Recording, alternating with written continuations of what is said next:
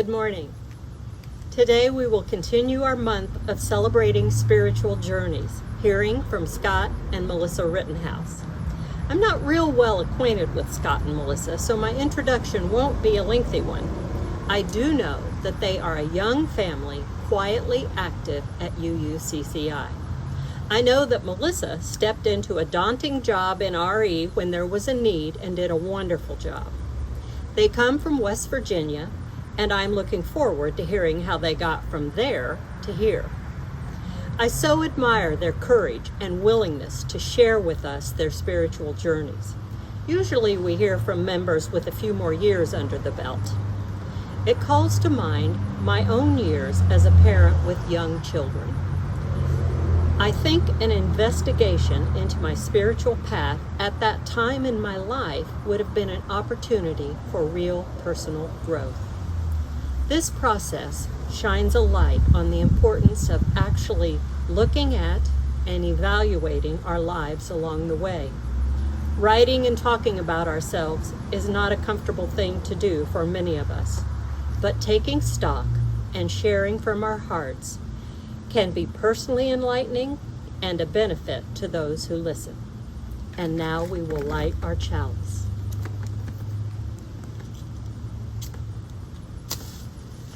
We light this beacon of hope, sign of our quest for truth and meaning, in celebration of the life we share together. Often people say that they love coming to a place with so many like-minded people. I know just what they are getting at, and I know that they aren't getting it quite right. I don't want to be with a bunch of people who think just like me. I want to be in a beloved community where I don't have to think like everyone else to be loved, to be eligible for salvation. I want to be with people who value compassion, justice, love, and truth, though they have different thoughts and opinions about all sorts of things. I want to be with independent-minded people of good heart. I want to be with people who have many names and no name at all for God. I want to be with people who see me in my goodness and dignity, who also see my failings and foibles, and who still love me. I want to be with people who feel their inner connection with all existence and let it guide their footfalls upon the earth. I want to be with people who see life as a paradox and don't always rush to resolve it. I want to be with people who are willing to walk the tightrope that is life and who will hold my hand as I walk mine. I want to be with people who let church call them into a different way of being in the world. I want to be with people who support, encourage, and even challenge each other to higher and more ethical living. I want to be with people who inspire one another to follow the call of the Spirit. I want to be with people who covenant to be honest, engaged, and kind, who strive to keep their promises and hold me to the promises I make. I want to be with people who give of themselves, who share their hearts and minds and gifts. I want to be with people who know that human community is often warm and generous, sometimes challenging, and almost always a grand adventure. In short, I want to be with people like you.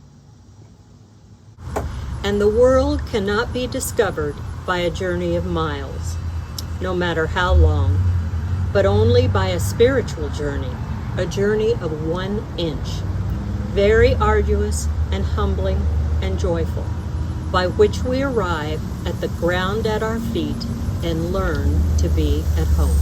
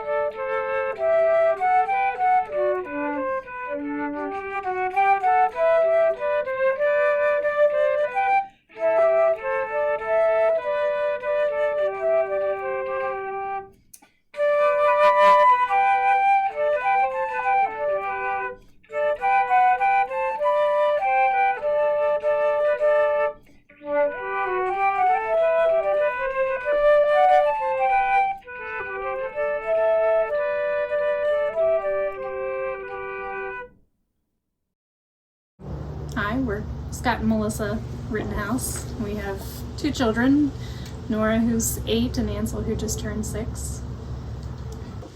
So Nick reached out to us to have us provide a little bit of background on our spiritual journey, which I think, at least in these times, is an easy way to contribute to the broader congregation and hopefully allow us to introduce ourselves a little bit more to everyone else. I think we're both pretty reserved, so it's hard to put ourselves out there, but we're glad to do it because we want to be part of the community. At first thought it was, I think, focusing on the intent, there being a destination I was heading towards, and I struggled with, openly admitting I'm not sure where I'm going. The more I thought about it, I would say that I think it's really focusing on those piecewise steps, what I'm able to learn along the way, and how I can grow as an individual. Grew up, it's a town, Fairmont, West Virginia, and probably the size of Columbus, maybe A little smaller. maybe a little smaller. My earliest memories are, of being at church every Sunday. And we attended a Methodist church in our hometown. Actively contributed in many ways, but one of the advantages I thought of that particular congregation was they weren't overly dogmatic, and so it felt like there was more openness, I guess. And my family, we attended church, but I wouldn't have said, we didn't do a lot at home that was religious based, other than maybe praying before a meal or something like that. But the church was very welcoming to all of us, and I think for me, as a youth group, we just had a lot of freedom to be who we were, and we were given a lot of leeway to be involved in services and to do extra activities, and we had a lot of good support. We had been in the youth group for several years, and then we just kind of, we became teenagers, so dynamics changed, and we kind of started working together on more projects within the youth group and spending more time outside of the youth group together. The youth group, along with the whole congregation, started doing camping trips and other outings that just allowed us to form a bond, and we were a pretty close group, all of us teenagers at the time. We got together outside of normal church hours once a week, and had a really supportive pair of leaders. And I would say, really, there were just bonds and friendships that were formed there that ended up being very strong.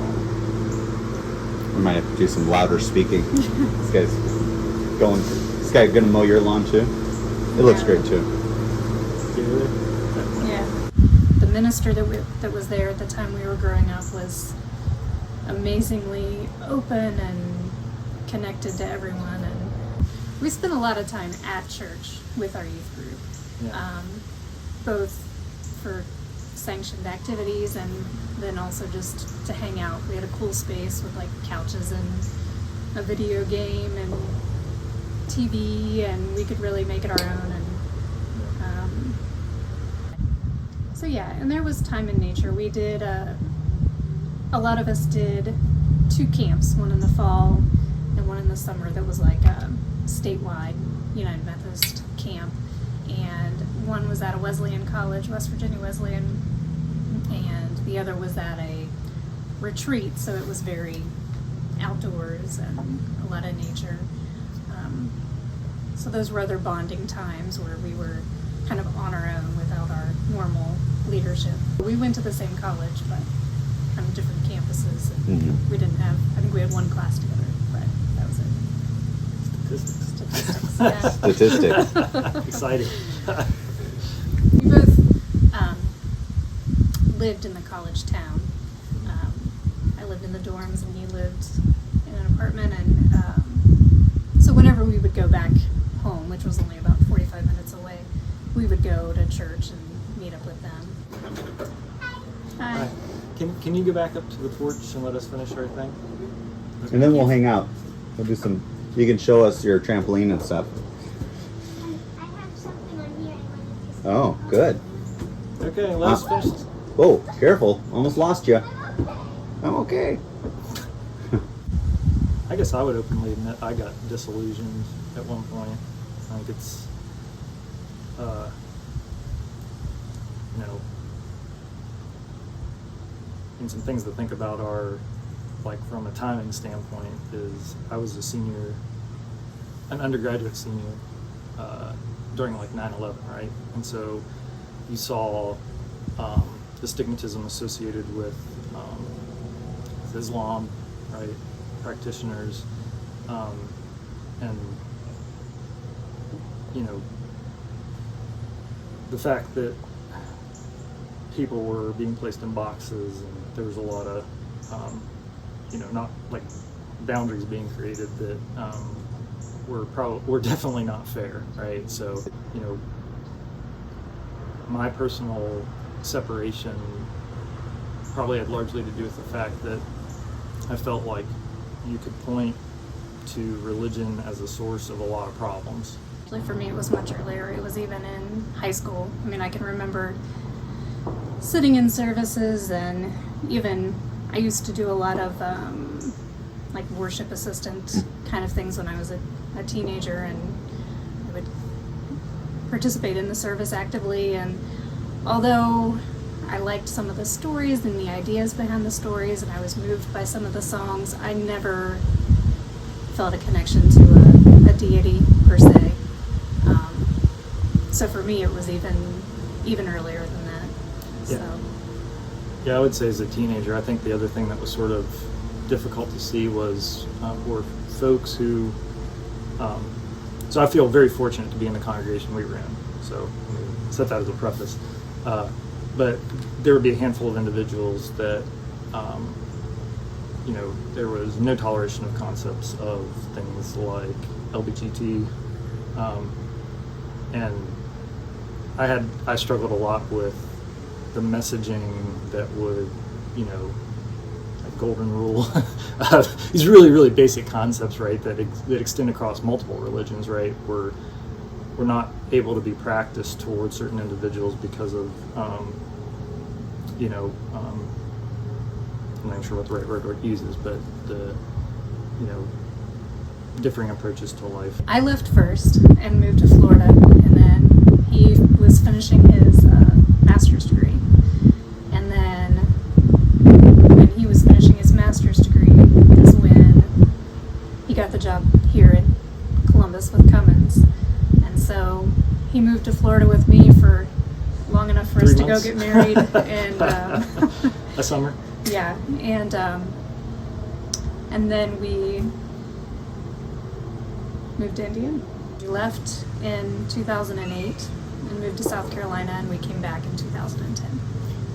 You did your time in South Carolina. Did our time. We tried something different and actually found that we actually really liked this area. So I think we've gone through times where living in southern Indiana is great, and then other times where we're homesick for West Virginia and family. And Columbus always felt to me very flat and literally square, because you don't have square blocks necessarily in West Virginia because the topography doesn't allow for it.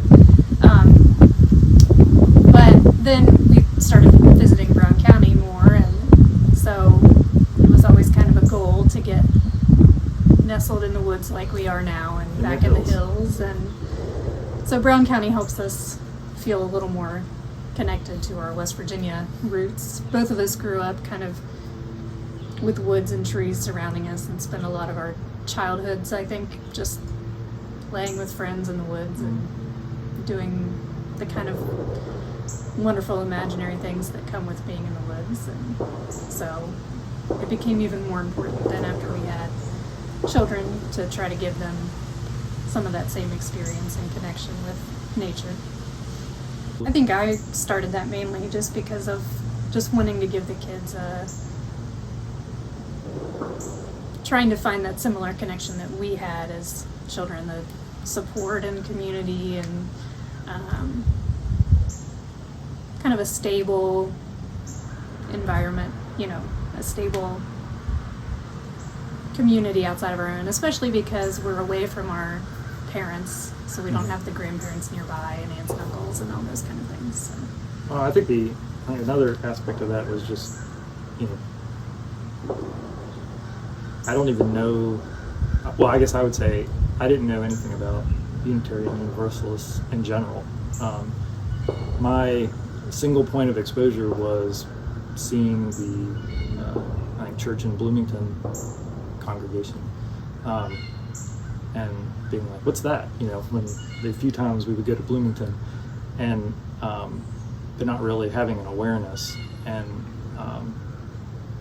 Melissa had looked into it before heading over the first time to UUCCI, and that's when I started doing my best bit of homework, Google, and kind of thought, wow, this sounds really amazing. How come I didn't know that this was an option? The hardest thing for me was getting used to devoting my Sunday morning to doing something organized again, as opposed to whatever random thing I felt like doing. I felt very welcome from day one, right? So if my answer would have been it was hard, I wouldn't be here talking to you, I guess. Well, I think the UUCCI website, and then just looking at Unitarian Universalism in general on the internet, made it pretty clear that, with the 7 principles and all that it wasn't going to be, or I was hopeful it wasn't going to be a dogmatic type experience, and that's definitely not what I found the first time. And I remember now when we started, because it was right around the time of the 2016 election, and it was just so refreshing to know that there was a community that kind of saw the same things I did, that the surprise of what the 2016 election brought, and so that part was good for me too. I think I started thinking I was going for the kids and the connection, and then I got more because people were talking about social justice issues, and there was standing on the side of love, and just a lot of the signage that made it obvious it was a welcoming community. And then, so I think they both like going, and they're both very comfortable in the building, which I like, because that was something we found, the church building was just a safe place, and it was kind of ours, and I'm feeling the same thing with my kids at our building, and they're making connections with other kids and other adults, and they both love to see Nancy on the computer, and they talk to her, and Ansel, even though he's young and sometimes I'm not always sure what he's gathering in, we ran into a few people at the Solidarity rally in Columbus a few months ago, and even with masks and everything, he was like, "Oh, there's Darian and there's Wyatt," and he just ran right over and was playing with them. So it's good that they have those connections, and the Peace Camp is a wonderful experience that they both have enjoyed. And it reminds me of when we were at the United Methodist Church. There was a farmer in the congregation, and he had a big farm with cows and a pool and all that, and he hosted our summer camp when we were little, or younger, and again, there was just a lot of time for exploration and bonding, and we did singing and classes and crafts too, but there was just a lot of space, and UCCI, I know it's kind of out away from town, but the benefit of the surrounding grounds are really great, I think, for the kids to have the space to run around and explore. And just even in the 4 years since I've been going there, the number of people that are our age and have kids is growing, and so I can see it as a long-term path that hopefully, as the kids get older and their desire to connect with each other on those deeper levels, I think will grow for sure. I think it's exposure and an opportunity to learn certainly some concepts that I would not have been exposed to had I been attending a congregation focused on what I would say is a more singular doctrine. And I also like, you guys throw me a curveball on a regular basis, right? So I grew up in a church where, while it was very open, like the services were super structured, right? Like you could almost set your watch by them, and very rarely did something different happen, right? And here I'll show up on a Sunday and I see chairs arranged in a different manner, and it's like, okay, here we go, like this will be interesting, right? And so I feel like there's more creativity, if it's not the right word, but certainly in what you're open to have happen, right? Maybe this is an example of that, right? So maybe because of the weird situation we're in right now with the pandemic, but that there's opportunities to expose people to things in different ways, both conceptually and just from a practical execution standpoint. When I first came, I was inspired by the amount of social justice work and all that was being done, but I also felt very overwhelmed that I was never going to be able to contribute in that way because I had small children, but I'm finding ways to do that now, and so it's inspiring, and I realized that no one was expecting me necessarily to jump right in, although I did with helping with religious education, which I've enjoyed because it's helped me learn more about UU and getting to connect with the families a little better.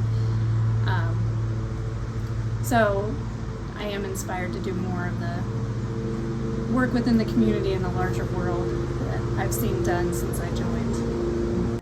So for the last few months, I've been thinking about how I can apply Vince and my background to current movements for criminal justice reform, and I'm learning a lot through the racial justice team and through some of the books that have been offered for book clubs, even if I haven't been able to attend, just reading some of those things. And so I'm hoping to continue learning and plugging in and doing action where I can. So I'm excited about those things and glad that the community at the church is supportive of those things. Again, continue to look forward to exposure to new concepts in general. So where can I learn about new ideas or different approaches to existing ideas? And I feel like UCCI is a great place to have those opportunities present themselves a little bit outside the box, so to speak. Are there anything else, like from either of your journeys or just thinking about where you're at right now, that would be... Cans down there. What do you say? I was like, what is he doing? And then I realized the garbage cans. No, there's a bunch I'll of be right trucks. back. It's the postal service. Postal. Sorry. Okay. Rural Indiana, or When no? they run out of trucks. I mean, it might be UPS, but they just rent trucks when they do this. Oh, Now okay. it's not there. We won't cut that out.